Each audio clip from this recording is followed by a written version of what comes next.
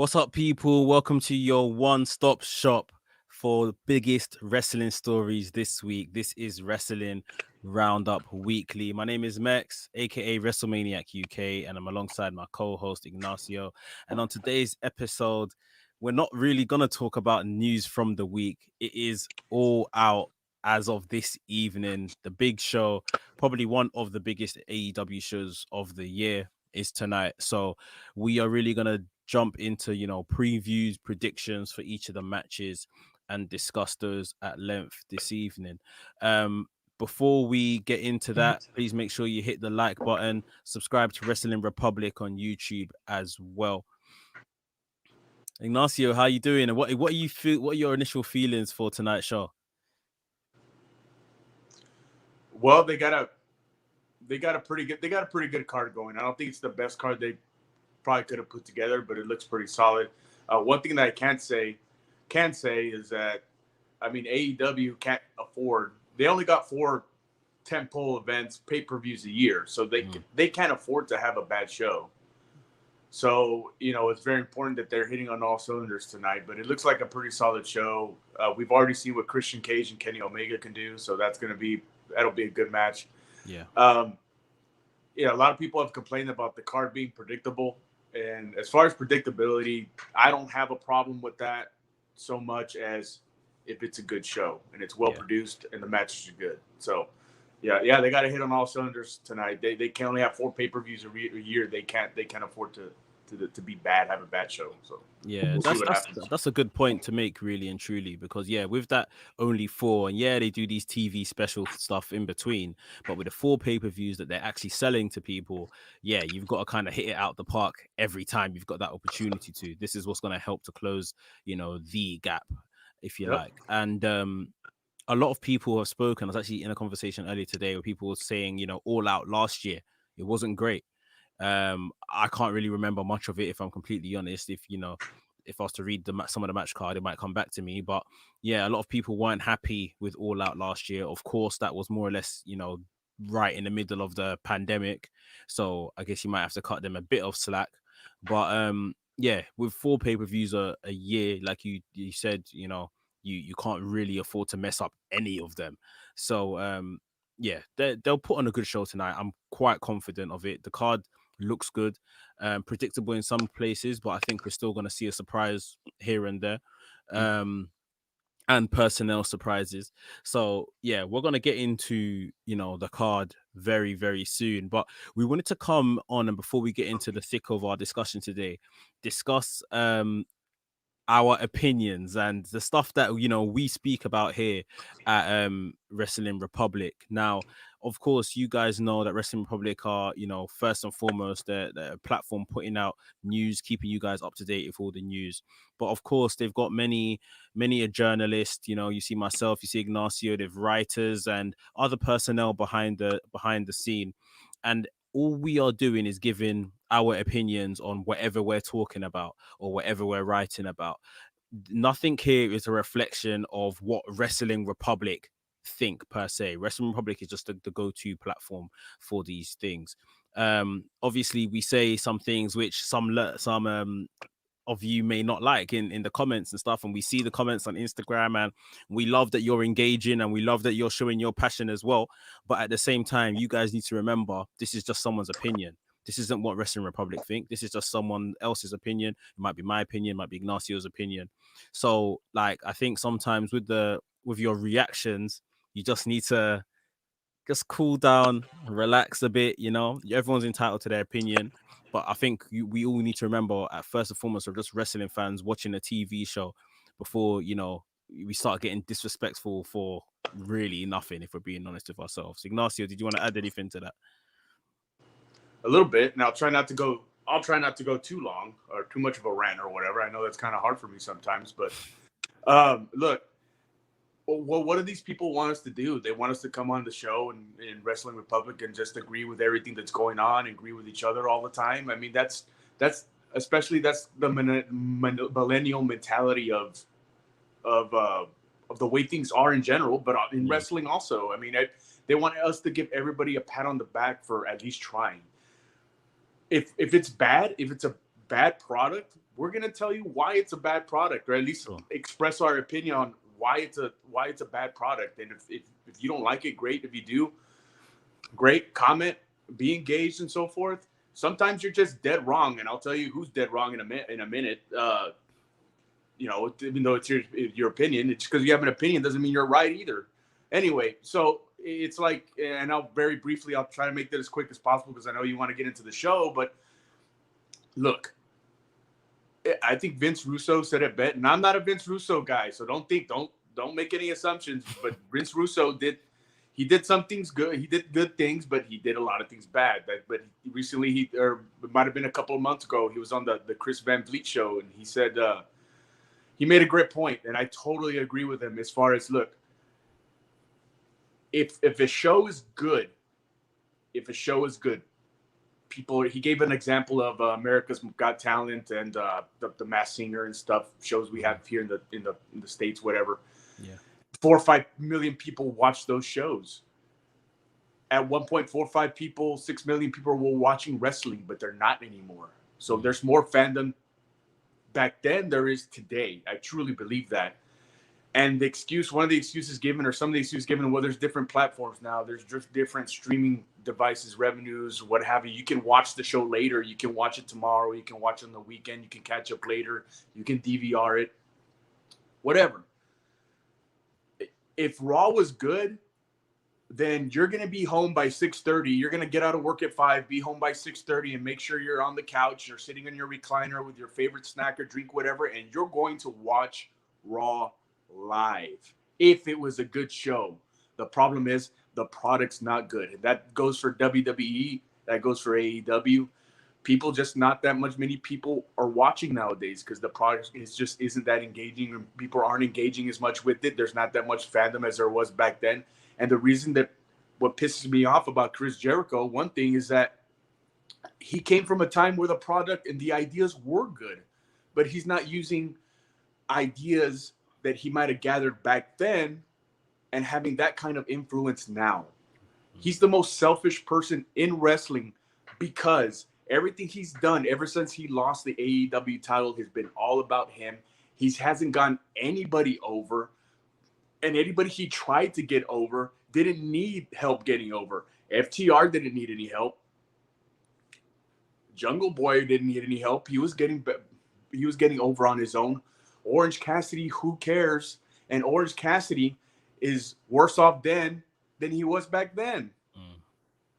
So don't give me this argument that he's helping getting people over, because he hasn't. He hasn't helped get anybody over. He's bringing the whole show down. So my hope today, and I know we're bleeding into the show, is that he does realize that he doesn't have anything to offer from an in-ring standpoint, and we're not going to see him wrestle anymore.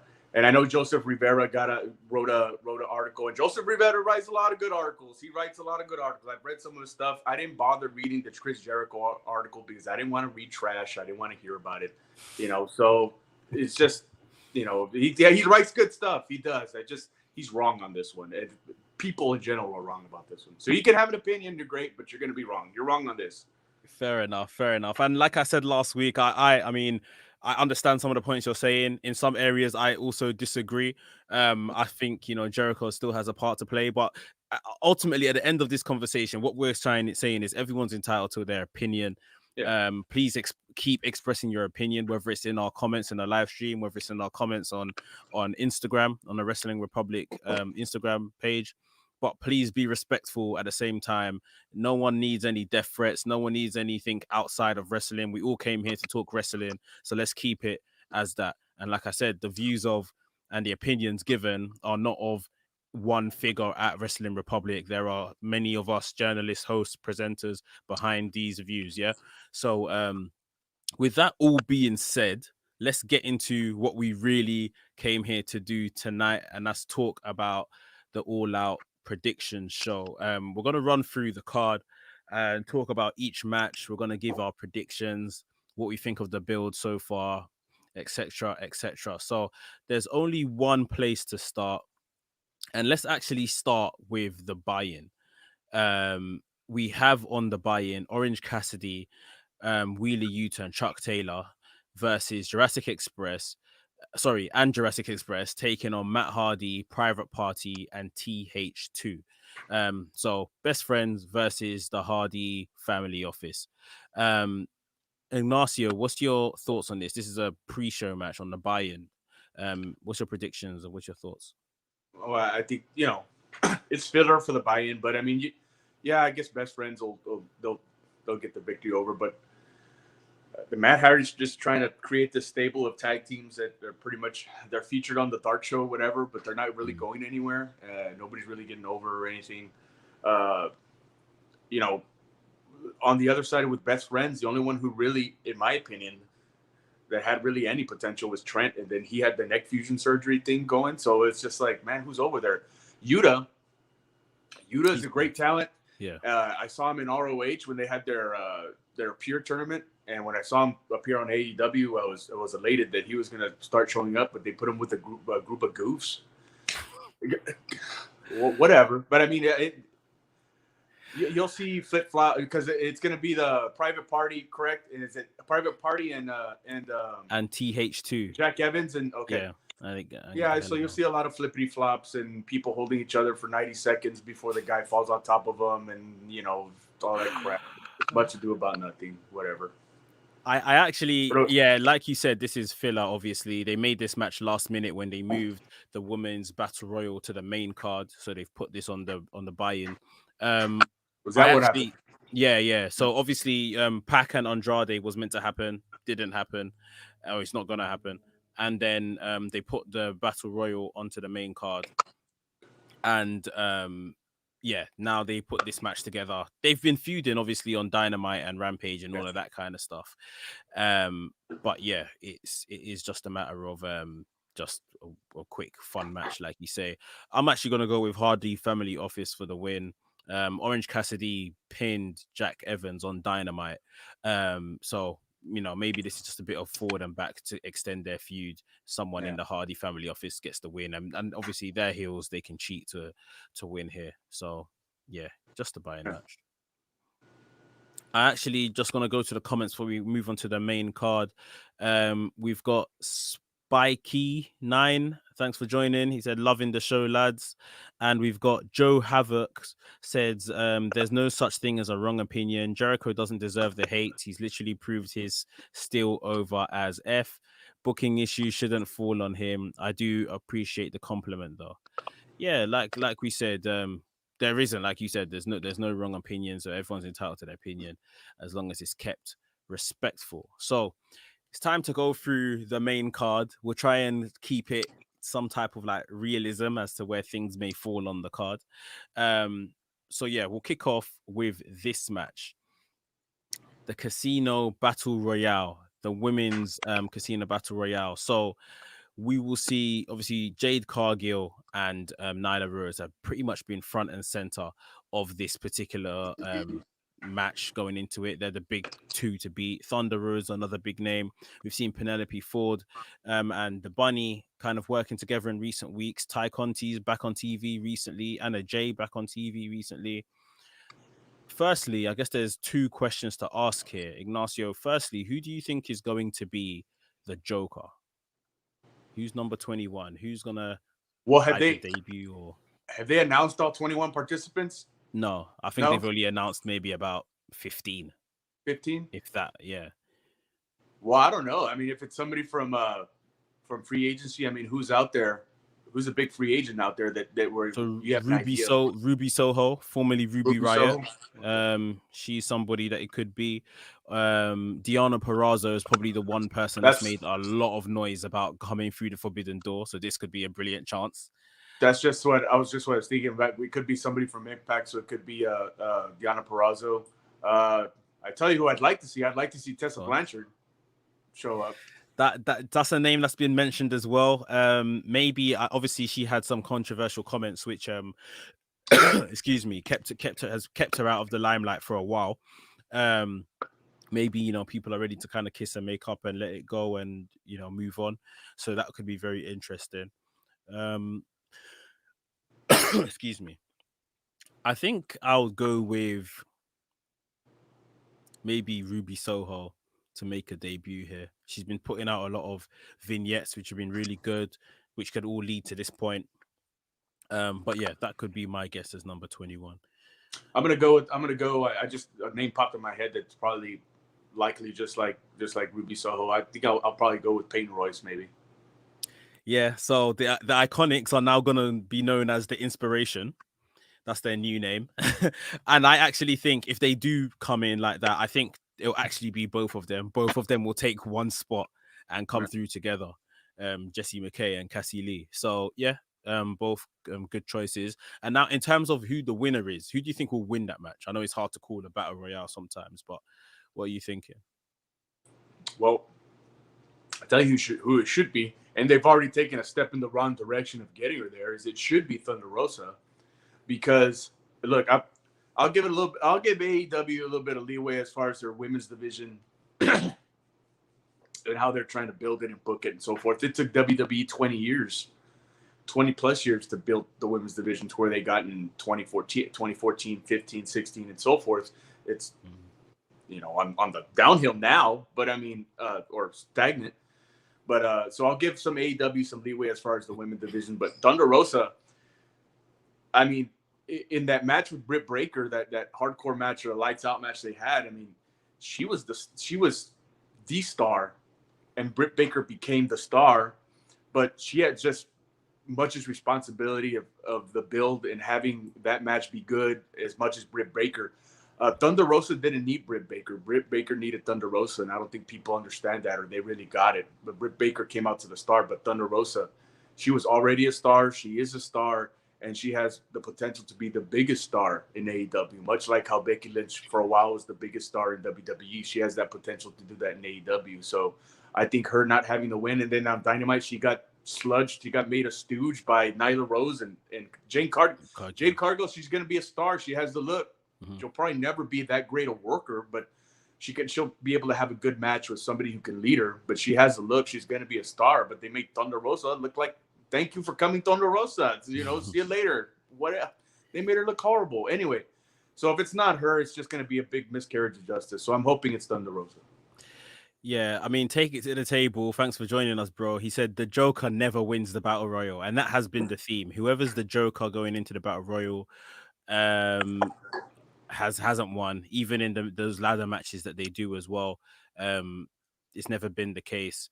My guess is actually going to be, I'm actually going to go with Anna Jay. Maybe Anna Jay or Ty Conti, because I put it this way. I don't see whoever wins it is not going to beat. It's not going to beat Britt Baker in the next 2 to 3 weeks. And that's when this match is scheduled for. So really and truly, that's why, Thunder Rosa was my initial reaction last week as well. Then I thought about it and I thought, yeah, Thunder Rosa is like a long-term story with Britt Baker, probably to dethrone probably to dethrone Britt Baker. So I don't think it's yet that's gonna happen.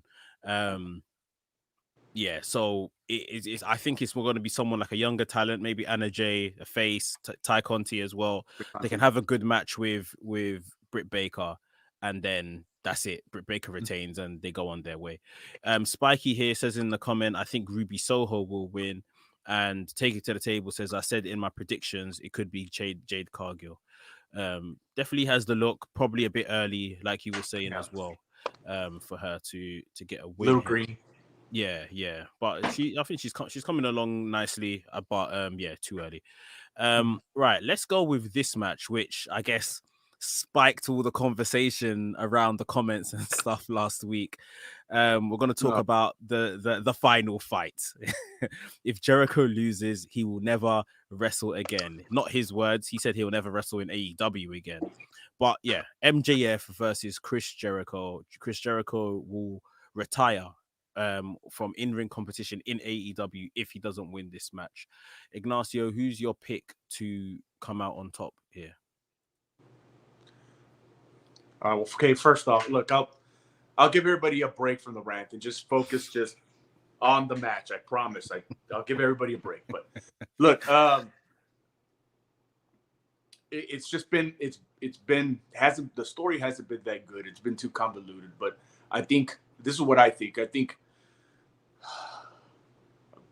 man, I can't see with CM Punk coming in and Daniel Bryan coming in and potentially Bray Wyatt. I just can't see Chris Jericho bowing out right now with that talent coming in, because he's going to want to work with that talent and leech off that talent.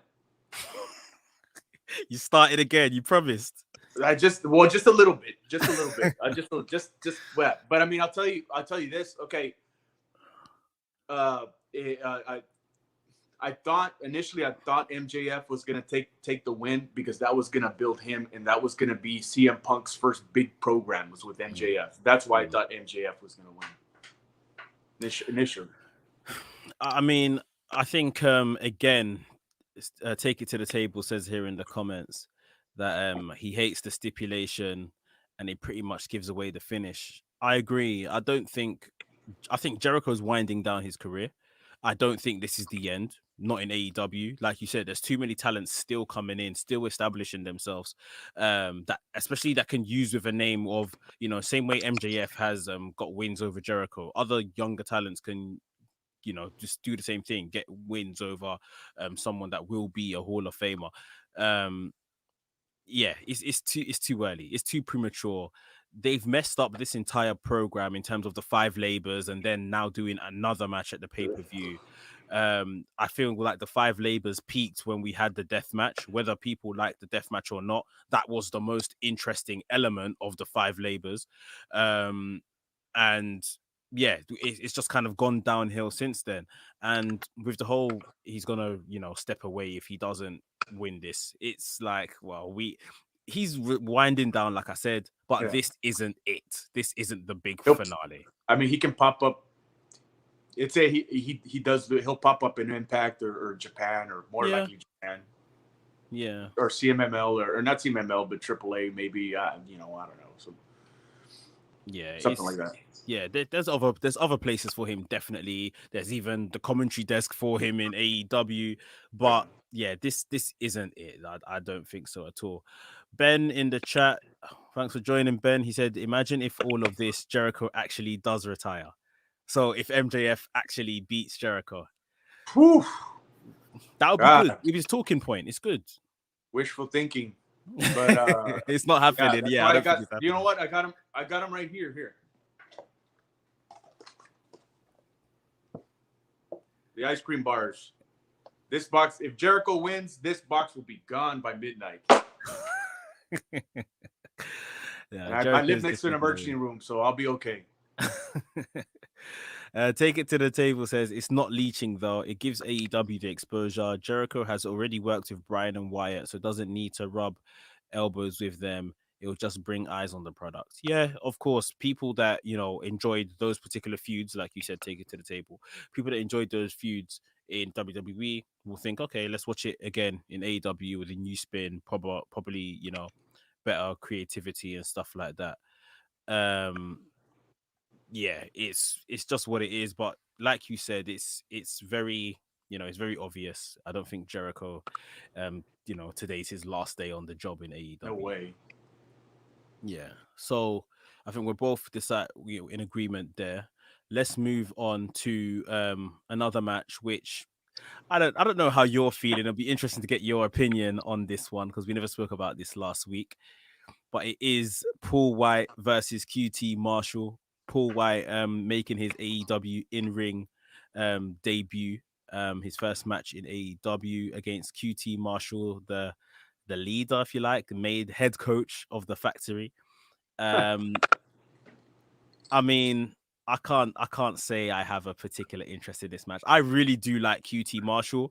He gets heat. He gets heat on himself very well. I think the factory as a faction are just complete losers.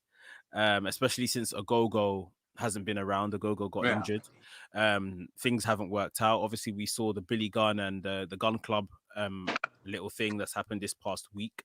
But this being Paul White's first match in AEW, I can't see him not winning unless he's going to lose and put over the factory in a very big way. Yeah, but little interest for this match and the outcome, to be completely honest. What do you think, Ignacio? The whole thing's been kind of just weird and awkward and kind of misplaced. I think QT is a good worker. I think he knows what he's doing in the ring. He knows how to sell. Solid mechanics. He's getting more comfortable with the character and getting more comfortable on the microphone. I mean, you've seen that throughout the whole weeks. This past week, Rampage or was it Rampage where the Gun Club? It was Dynamite, yeah. It was Dynamite. Okay, so on Dynamite, he came out. He just seems more comfortable on the microphone and more comfortable in that character. But for this to be Paul White's debut match in AEW, I figured they would have had him against, Kenny Omega or maybe Miro or something. Challenge Miro for the TNT title. I probably would have liked to have seen that here on the pay-per-view. But I mean, against QT and to take the loss against QT, because I think QT is going to come out. That's my prediction. QT is going to come out with the win. Okay. Somehow, but yeah, it's just, to me, it looks awkward and just kind of just misplaced and probably not the biggest way to showcase Paul White. Yeah, again, take it to the table. He seems to be reading my mind in these comments. He said the storyline fell flat so hard.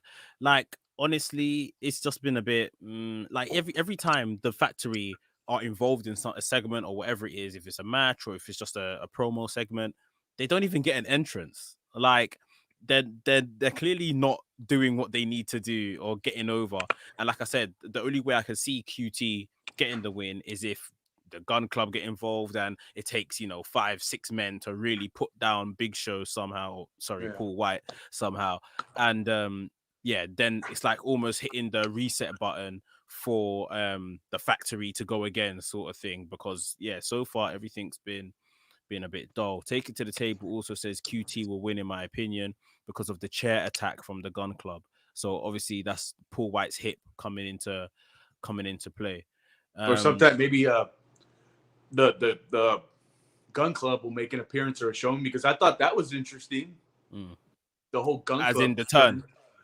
Yeah, the turn. I thought that was good. I thought that was interesting. That might be because Billy Gunn he can do face bait. He can do baby face heel. Yeah. Whatever. The only thing is he's there. It's a pathway to get the boys, the children, the sons. Give them a pathway into a program that's gonna cause some buzz or whatever and what have you. And they're doing good as far as that concerned. So that if anything good comes out of this match or event or whatever, it's going to be that it's going to give the Sons a pathway into performing more on Dynamite and Rampage than on the Dark Show.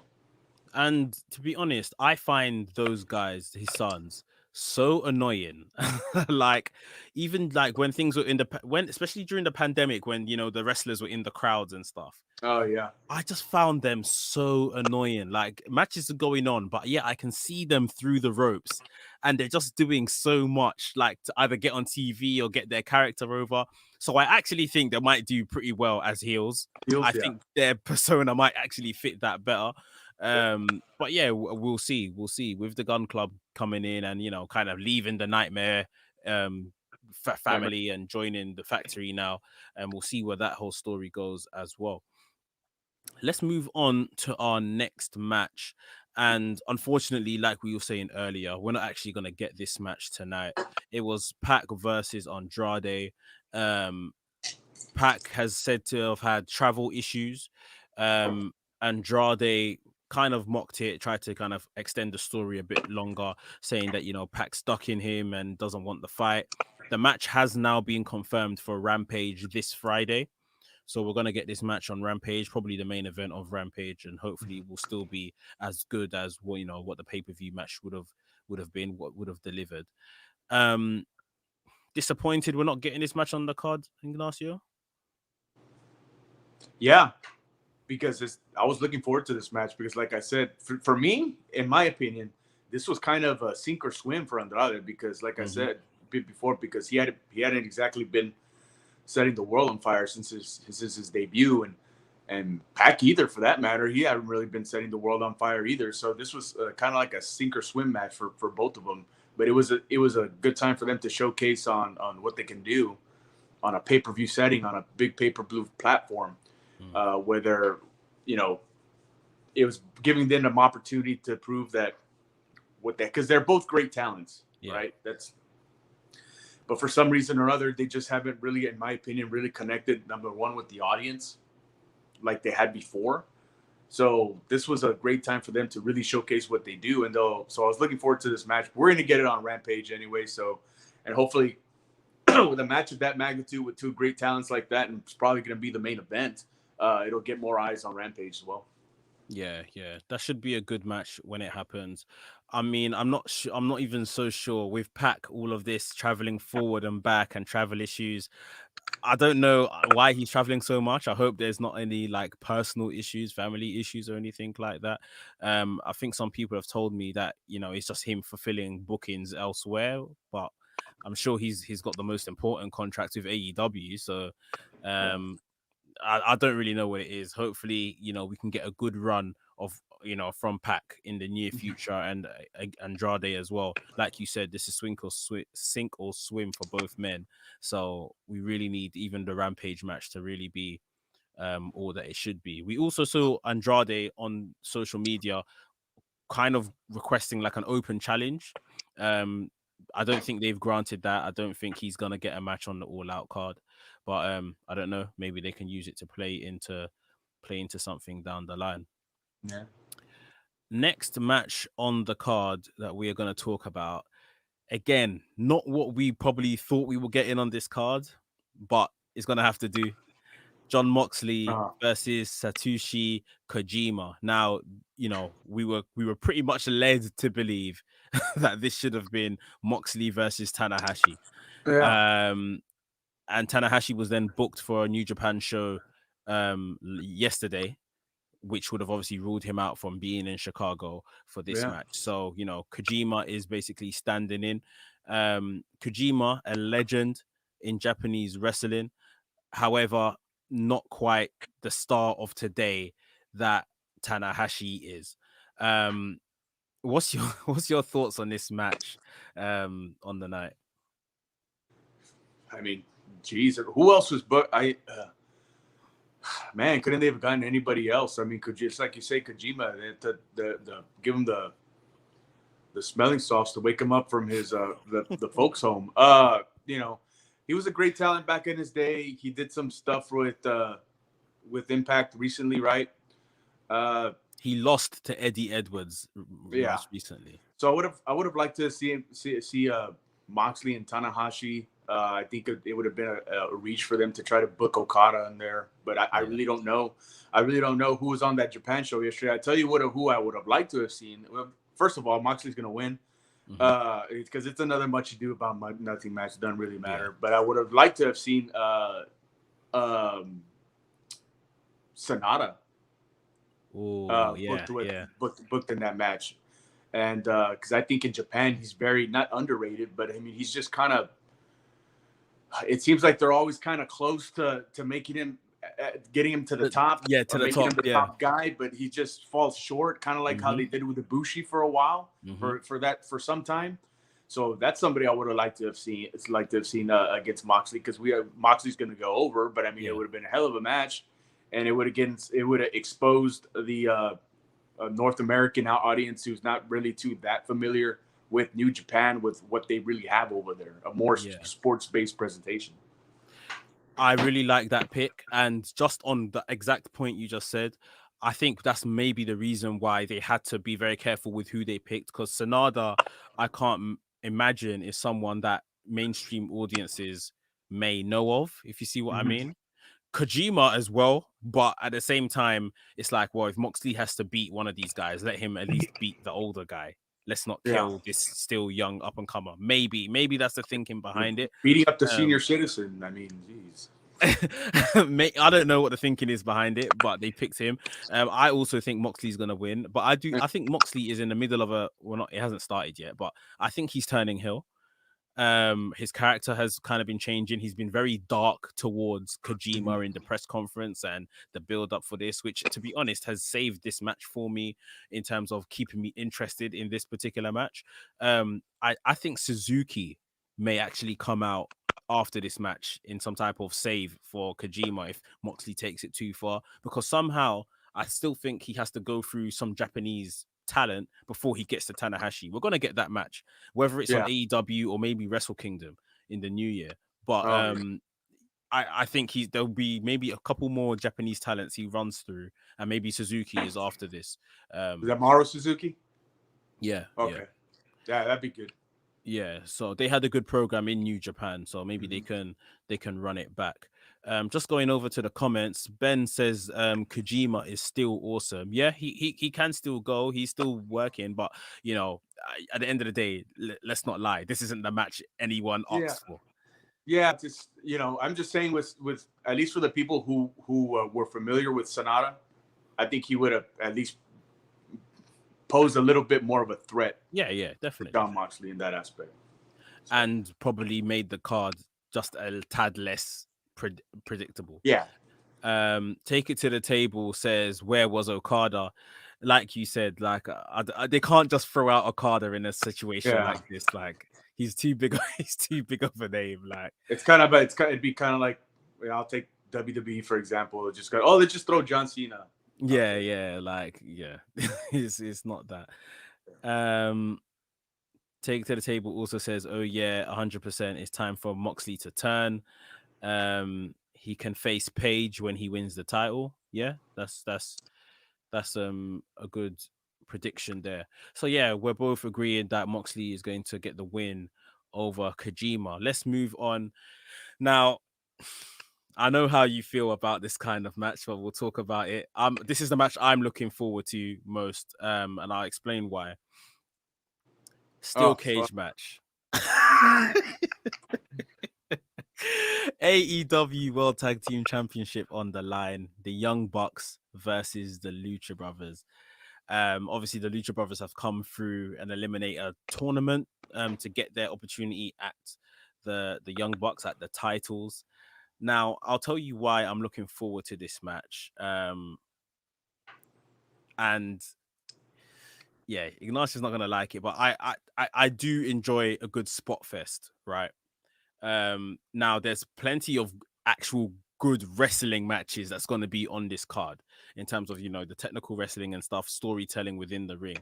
But sometimes I just want something a bit fun. Yeah, something a bit fun to watch. I'm also going to be watching this match, the card, with friends that are not wrestling fans, just casuals that, want to just see what I'm into, basically. And for me, this is the kind of match that will wow them in terms of what these guys are prepared to do, and all of that kind of stuff. And of course, at the crux of it, we know that this isn't wrestling. Like you say, all the time, they'll wait around for 1 minute, 90 seconds to catch each other, to do a spot, to call the next spot. They won't sell anything. It's just spot. But for someone that, if you're looking at it from the outside, and you're interested in wrestling, wanting to get into wrestling or whatever like that, this is the kind of thing that I'm sure would definitely excite them. As for my prediction, I'm going with Lucha Bros. I think it's well overdue that they should have won these tag team titles a long time ago. The Bucks have done a good job, especially in the last recent months with this super elite stuff. It's been interesting. But I do think it's time for the Lucha Bros to carry gold and again put on some good matches within this division. So I know the rant incoming. so go for it, Ignacio. Well, I'll start by saying I don't think Mexico and the lucha style has produced anything of significance to the States in a very long time. I mean, I don't like the style. I did since Conan, maybe Del Rio, Alberto Del Rio, maybe since then. I don't know. It's just a bunch of flippity flop gymnastics routine bullshit that has given tag team wrestling a bad name. And my first article back, I haven't written an article for Wrestling Republic in a while. I haven't really had the time, but my first article back, I'm planning on doing it the first week of October, is going to be on tag team wrestling. I'll tell you who should be in this match. This match, it should have been FTR, and it should have been Santina and Ortiz, because they blew the roof off the joint this past week on Dynamite. that was tag team wrestling, I agree. old school tag team wrestling at its best, and it's because FTR led the match. I'm more than sure with Tully. It was nice of them. They paid homage to the Midnight Express with the tights and Bobby Eaton, and then with Arn and Tully with the boots and everything. But they were following the rules. They used psychology. They sold. It's nice to see somebody follow the rules, use the tag rope, and et cetera, et cetera. And the people were yelling, "This is awesome!" Why? Because they've never seen. Probably because they've never seen a great tag team match before. And I think Arn Anderson says it best, and Arn Anderson's one of the greatest tag team wrestlers of all time. He said a good tag team match with 4 great workers that have chemistry with each other as a team and as opponents, a great, good, solid tag team match should always steal the show on a card. Should always steal that show on a card. And I believe that 100% because I love tag team wrestling. I just don't love tag team wrestling today's tag team wrestling. I think the Young Bucks have been a force and a catalyst, just like Chris Jericho has with singles wrestling or creative in general all over. The Bucks have been a force on ruining tag team wrestling for the past 10 years. It's just, they're fucking horrible. Their personas and characters are fucking horrible. I mean, instead of being heels, they're parodying heels. And it's going to be a mess. They're going to win. The Bucks are going to win. And you think so? Who knows? Who's next?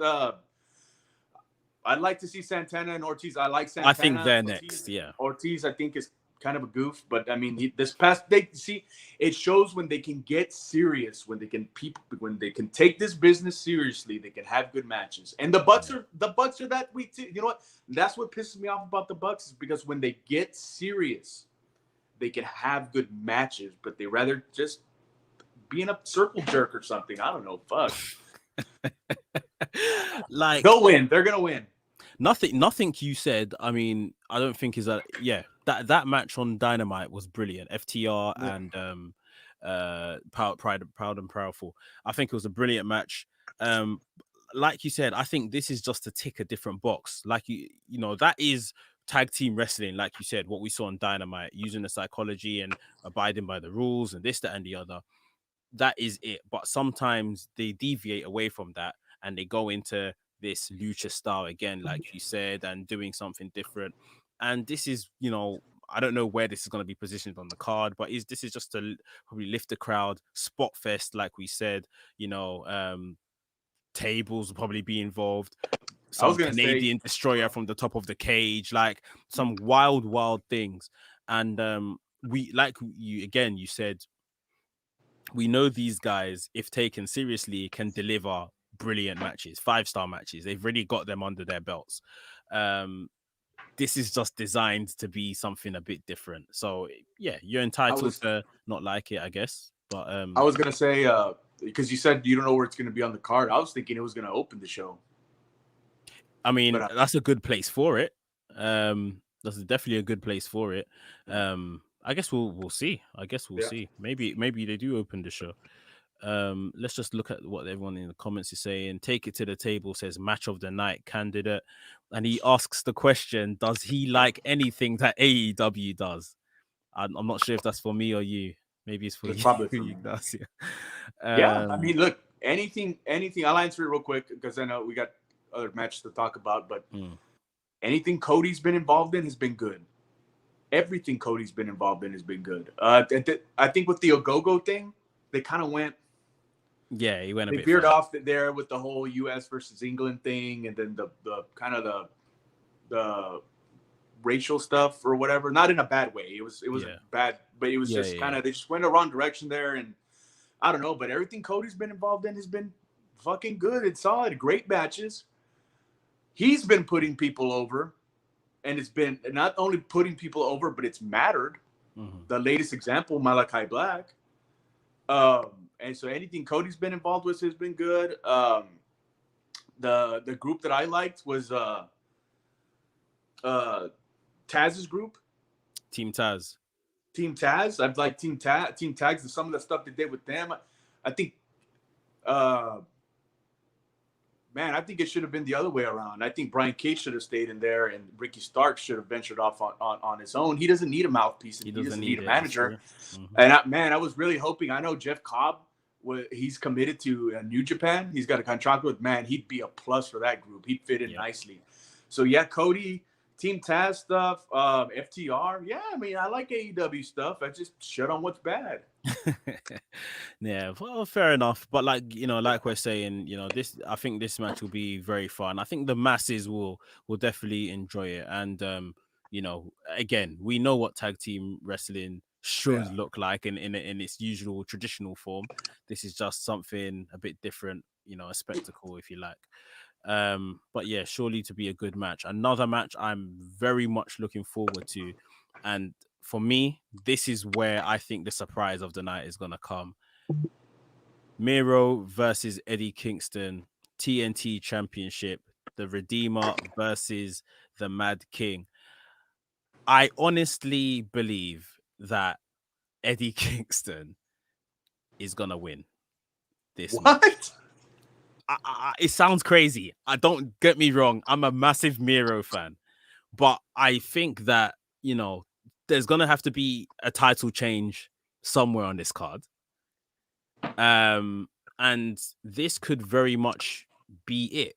Like if the Bucks don't drop their title, we know Omega's probably not losing. We know Britt Baker's probably not losing. The Bucks could do a title change. Otherwise, this is it. This is the only other title. And of course, it's not impossible for everyone to retain. But in terms of surprises, I can honestly see Eddie Kingston getting a win here and the Chicago crowd going crazy for him. Obviously, they have the Arthur Ashe New York show in a couple of weeks. He walks into there as champion. Obviously, the other possibility is that he loses here. They have a rematch at Arthur Ashe and he wins there. But nothing against Miro. I just feel like this is going to be a brilliant match, a great physical match. And as a shock surprise, Eddie Kingston gets the win here. Well, number one, I think the match they've been doing good building Miro.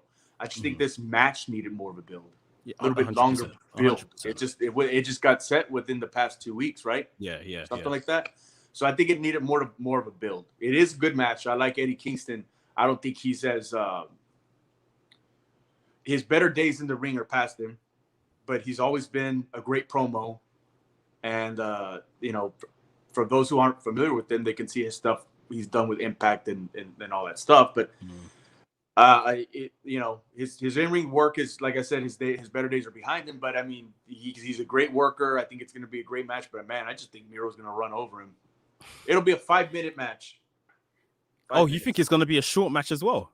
I think it'll be a short match, and then this is where I think is how your theory on Jon Moxley was turning. I don't think Jon Moxley's going to turn full heel. I think he's always going to be kind of a tweener. And the people just, I don't think they don't want to boo Jon Moxley. He gets the biggest pops everywhere he goes, AEW or elsewhere. Otherwise, so I think the person that's actually, I think Miro's going to smash Eddie Kingston. I think the person that's actually going to take that title away from Miro eventually, and it's going to have to be a pay-per-view match, so it'll probably be Full Gear or Revolution or whatever, but I think it's probably going to be Moxley's going to be the one to take that title off of him. Well, yeah. It's got to be Moxley. I was had somebody else come to mind, but yeah, it's going to be Moxley. Moxley's going to be one to take that belt off him, but it's got to be a well-built feud, what have you. So yeah, this match is. I honestly think this match is going to be tight. But I'm just going into the comments again. Take it to the table says it's gonna be a squash for Miro. So Miro's gonna squash Eddie Kingston. You know what? If they do that to me, that will say a lot of where they rank Miro. If they let him completely just squash Eddie Kingston. And Eddie Kingston, obviously, he's a good guy in the business. I think he wouldn't mind that. There's no ego there. I think he could let that happen. But I think it'll say a lot to kind of, put Miro on the map sort of thing, if that was the case. I mean, initially they were screwing the pooch with him and putting with that video game crap and all that stuff. But I mean, ever since right after that, I mean, he's been crazy. They've been doing more with Miro now than probably WWE. WWF. No, I can't really say that here because WWE built him up as a monster at first, and so that's what they're doing with him now. That's the way he should be booked. He's a legitimate champion. He's bringing legitimacy to that title. So whoever takes it off of him, and I have nothing against Eddie Kingston, like I said, but whoever takes that title off of him has to be a superstar. Yeah, and I think that superstar is going to be Jon Moxley. All right. So yeah, it's looking it's very possible. It's going to be very interesting. That particular match, I think, is going to be the outcome could be pretty interesting how they do that. Back to some women's action. We're talking AEW Women's World Title now. Britt Baker, DMD, the Doctor herself, versus Chris Statlander, the alien, that chills with best friends. Now, again, I think it's quite telling. Let's hear from you first, Ignacio. What are your thoughts on this match and what's your prediction? Well, let's put gimmicks aside. Fuck the alien, Jesus Christ. But great look. Chris Statlander, she's a great talent. Chris Statlander is. I mean, she's got a great look. I mean, before she was kind of a big on the stocky side or bulky, not overweight or anything, but I mean, she was a big girl. Now she's leaned down with the I think did she have a knee injury? She had the knee injury, what have you, and she recovered, and now she's in the best shape that she's ever been, probably in her life. And so she's a good worker, and Britt Baker's getting to the point where she can have a good match, probably with maybe just about anybody. That she's getting to that point. So I think they'll complement each other well. I think it's gonna be a good match, solid match. But I think Britt, she's gonna come. I mean, there's no way they're gonna give the title to Statlander right now. I mean, not until it doesn't pass the test. I mean, you can't have an alien impersonator fucking hold your women's world championship. So you think Statlander has a better chance at the championship in general when she drops this gimmick? Yes. Yeah, she's a great talent. I mean, she's not green.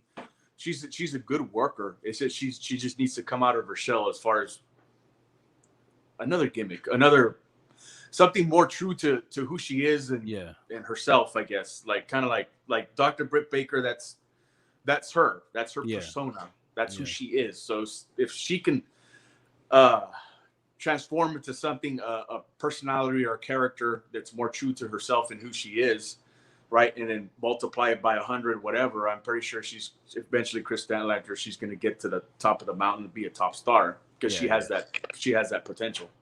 But no, it's not going to be tonight. Riding in on a spaceship or whatever the fuck. I think Chris Statlander, they're gonna put her over big. I do think Britt Baker, obviously that's her opponent. I think Reba is gonna get involved somehow. I think Jamie Hayter is gonna get involved somehow, and it's gonna be like all of these three taking on Chris Statlander, and eventually she can't overcome three ladies against herself. So I think that's how they're gonna protect her, because she's definitely, like you said, a future star, but it's too early into Britt Baker's reign. She's not going to be the person to dethrone her, not at this point anyway. So yeah, it's not happening for Chris Statlander tonight. Because she's been another person. I'm talking about Britt Baker. She's been another person who's brought legitimacy to that division, that championship. I wasn't a big fan of Riho or Nyla Rose or Shida. I had mixed feelings about Shida. She was okay, but she just didn't have. She doesn't have the charisma that Britt Baker has. Yeah, you know what I'm saying. So, yeah, that's true. Shida was in the ring. She always delivered a good match, but they just even just giving her something to do. Maybe it's just the charisma, language barrier. Who knows? But let's move on to probably we now know actually that it's not going to main event, but this is probably the biggest match on this card in terms of popularity and why most people would tune in. It's the return of CM Punk after 7 years of not being in the business. He's taken on Darby Allin. Two guys massively over. Like I said, CM Punk's just coming back now and getting back in the ring.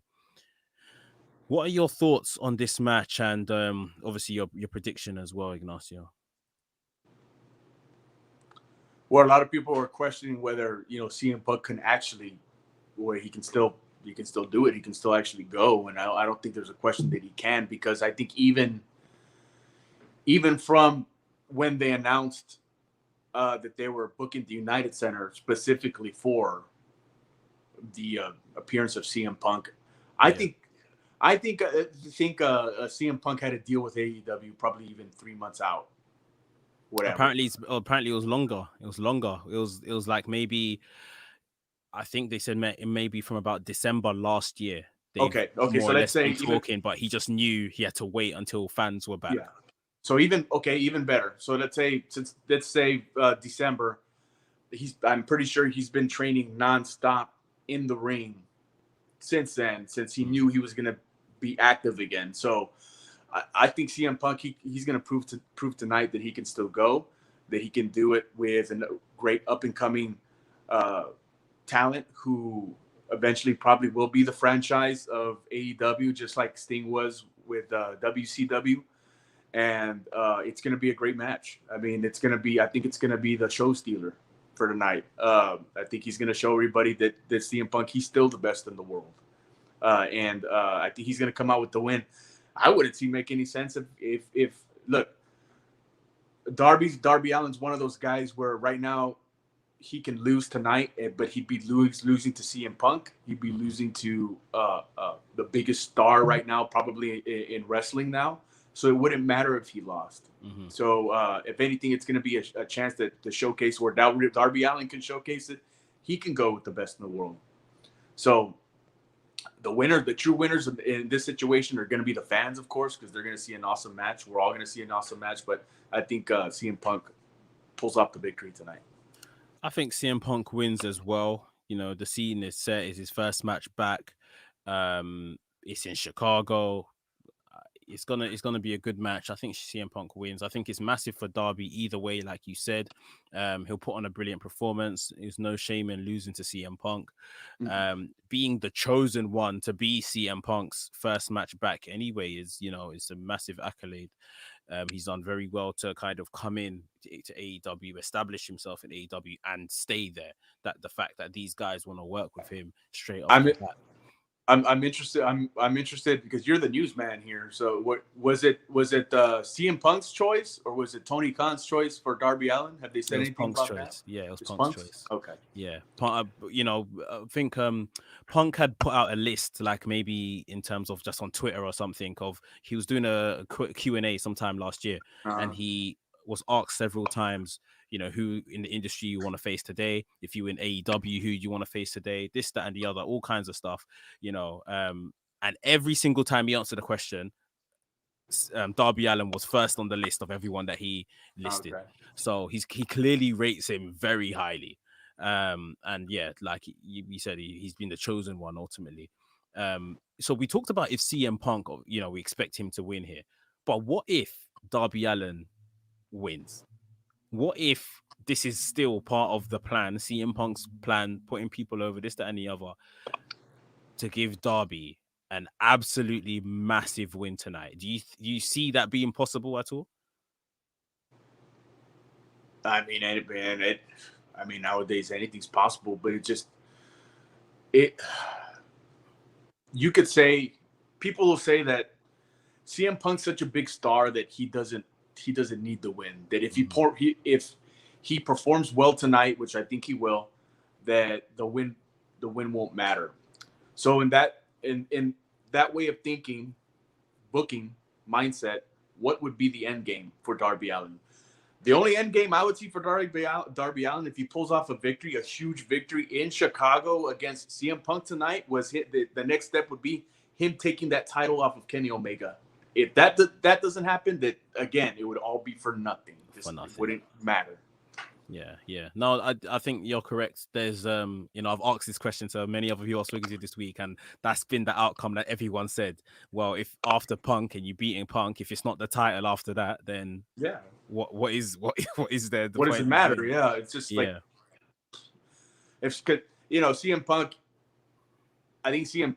I think now with CM Punk coming back, and if he continues building momentum, they give him some wins Mm. here and there against Darby, maybe MJF, etc. Some talents here. I think maybe he'll be the one to take the title off of Kenny at probably Revolution in Chicago, because they usually have Revolution in Chicago. So Okay.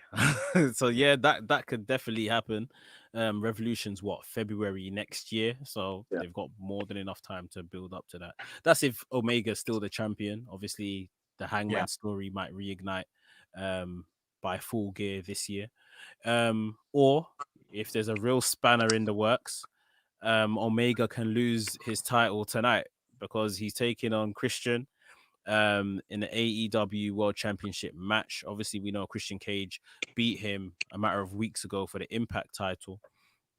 Um, Christian Cage, what is the chances that he could beat Kenny Omega twice in a matter of weeks, taking both his titles from him? I mean, personally, I think this is not gonna happen.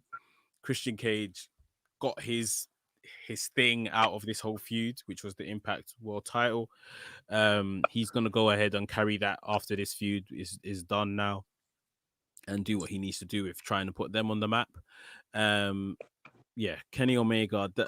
For the longest time, as wrestling fans, we've all said this title is designed to be taken from Kenny Omega by Hangman Adam Page. So I can't personally see them deviating from this story. Christian got what he needed a couple of weeks ago. That's it. I think he knew then from his post-match interview that that was his ceiling. Basically, he can't take that title from Omega, the AEW World title. I think we might see shenanigans to help protect Christian, if you like, from the rest of the super elite guys, Nakazawa, Brandon Cutler, the Good Brothers. So yeah, that's my guess. Omega retains here. Maybe we get that 5-star match that Christian's craving for. It will definitely be a good match like the last one was. But yeah, Omega for the win. What about yourself? yeah, it's gonna be Kenny Omega, and just like with the Young Bucks, when Kenny Omega is serious, when he takes his work and job seriously, he can he does have potential to put on 5-star matches, good matches when he sells, when his mannerisms and his facials and everything comes into play. Yeah, he has the potential to put on big matches, 5-star matches, and Christian's had 5-star matches. It's just guys like Uncle Dave Meltzer, who's senile and batshit crazy nowadays. It's just, for some reason or another, he hasn't really, pulled for Christian Cage in the past. But I mean, I think tonight we're gonna see a great match. They already probably laid it out and what have you, and they know what they're gonna do. And yeah, we're probably gonna. I would think if Kenny won, that Kenny could win clean to build more legitimacy as the champion and as a great heel and so forth and extra. But yeah, I think we'll probably see Naka, who cares, and the Stooge, Brandon Cutler. Cutler and all that stuff. But other than that, it's gonna be a great match. It's another one where the fans are the real winners. I've always liked Christian Cage. I think he was 10 years too early. Mm-hmm. I think if he was in his prime now, then he would probably be the top guy. So it's one of those situations. But yeah, it's going to be a great match. Kenny's going to come out on top.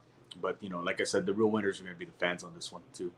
Yeah, I would love to see, now that you've mentioned it, Kenny Omega just being Kenny Omega and putting on a good match with no shenanigans, no outside interference. It feels like we're very far away from that Kenny Omega, like the New Japan Kenny Omega, compared to what we have today. More of the not sports entertainment, but sports entertainment kind of Kenny Omega, which Yeah. is he's still entertaining in my opinion. But yeah, I would like just a very good straight up wrestling match, which we know both guys can deliver. And like I say, Christian Cage has been chasing a 5-star match all his career, so it'd be nice for him if he got one on the night. I will say this: this on. is a good this this is a match that has had some good build to it. Mm-hmm. Yeah, Their feud has been very good. Yeah, they've built this match pretty good, and a lot of people talk very disparaging things about Don Callis. Man, I think Don Callis, for the most part, I think he's a fucking genius. He's very good. You know, Don Callis is good. He's booked some good stuff before, and he's been he's been the Paul Heyman of this Kenny Omega's run. Yeah, and especially this feud. So it'll be good. It will be good. But guys, that is our predictions, and that's pretty much our show. I know you guys in the comments have been messing around all evening talking Drake and Drake lyrics and stuff like that. We've got one here from Spiky that apparently you look like Drizzy Drake, Ignacio. I used to get that back home. I used to get that at least once or twice a week. Not so much. Really? I wish I had his money. If I have his money than his looks, because if I had the money, I could buy the looks or whatever. But I mean, thank you for that anyway. He says, I'm the GOAT. Thank you very much, Spikey. And Mr. Nobody says, Mekz, can you ask Ignacio what he thinks of Drake? I know what he looks like. Never heard. If I've heard a Drake song before, I wouldn't be able to tell you what it was, what it is, or anything. Never heard his music. No. Fair enough. He put out an album the other day, which most of these guys are talking about in this chat. But fair enough. That is our AEW All Out predictions. Look, it's going to be a brilliant show. I'm really looking forward to it. AEW, especially over this past summer, they have been putting on some very, very consistent and strong programming. And I think it's going to continue with this show. They really do need this show to take them into like their next quarter, the end of the year. Any last words on the show, Ignacio? No, we're looking forward to a great show tonight. Everybody hopes for a great show, even though I think there's going to be some blunders here and there. But hey, man, for those of you who view the show, keep on track every week. Keep on watching us every week. Smash that like button. Tell your friends about us. I mean, Wrestling Republic, we're, as far as opinions, we're very diverse on what everybody likes and don't likes. Everybody know I've been very vocal about it. But all in all, I mean, we're a platform that accepts differing opinions. And we want you guys to keep on watching the show, to keep on listening, and give us your feedback and your comments. That's why we're very inviting. You can log on to the show. You can interact with us. You can go on the Instagram, post your comments there. Tell me why I'm wrong. Yeah, tell exactly. me why you think I'm wrong. I know I'm not wrong, but tell me why you think I'm wrong.